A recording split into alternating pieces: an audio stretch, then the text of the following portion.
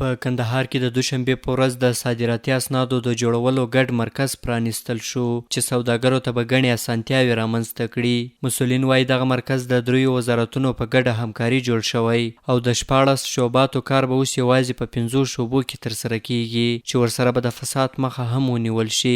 په کندهار کې د صادراتي اسنادو د جوړولو ګډ مرکز د کرنې او مالدارۍ، تجارت او مالیې وزارتونو په ګډه همکاري جوړ شوی. د دغه مرکز د پرانیستي پر مهال د افغانستان د صنعت او سوداګرۍ وزیر نثار احمد غوریاني وویل دا چې مخکې به سوداګر 14 شعبو ته تلل، اوس به یوازې 5 شعبو ته د اسنادو لپاره ورځي چې دا شعبې ټولې په یوه مرکز کې دي او له دې سره به د دوی په کار کې هیڅ راز ځنډ نه راځي.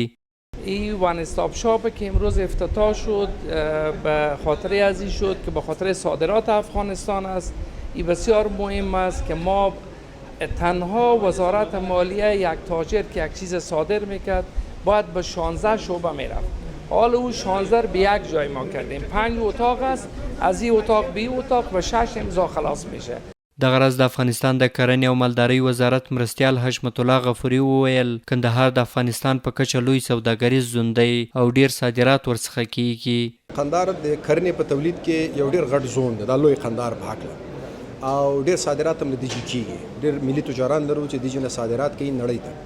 نو د صادراتو برخه کې دا ډیر زیات موثر تمامېږي. په خو به دوی د زراعت لپاره بیلجی ته تلل، د تجارت لپاره بیلجی ته تلل او د ګمرکاتو لپاره بیلجی ته تلل. اوس دا ټول شان نږدې سول همدغه اتاق د تجارت او سرمایه‌ګذارۍ ته راغله. پر همدې مهال د کندهار والی روح الله خانزاده وویل د دغه مرکز له پرانیستي سره به د فساد مخه هم ونیول شي.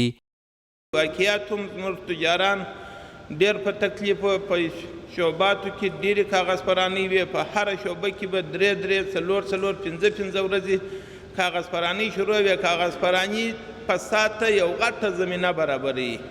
آخر به تاجر په دې مجبوره کېدی چې یا یې کمیشنکار ته خپل اموال ورکوي، همدغه کمیشنکاران چې وسته دا د فساد یو لوی عامل دی. د کندهار سوداګر هم وایي دا چې باغداران او کروندګر له ولسوالیو او نورو ولایتونو څخه تر کندهار پورې میوې په ډیرو ستونزو را رسوي نو باید اسانتیاوې ورته رامنځته شي. د کندهار یو تن سوداګر عبدالاحد وایي اکثره وخت د ماینونو له امله ډیری بزګران او کروندګر ژوند له لاسه ورکوي نو د صادراتو لپاره یې باید اسانتیاوې جوړې شي.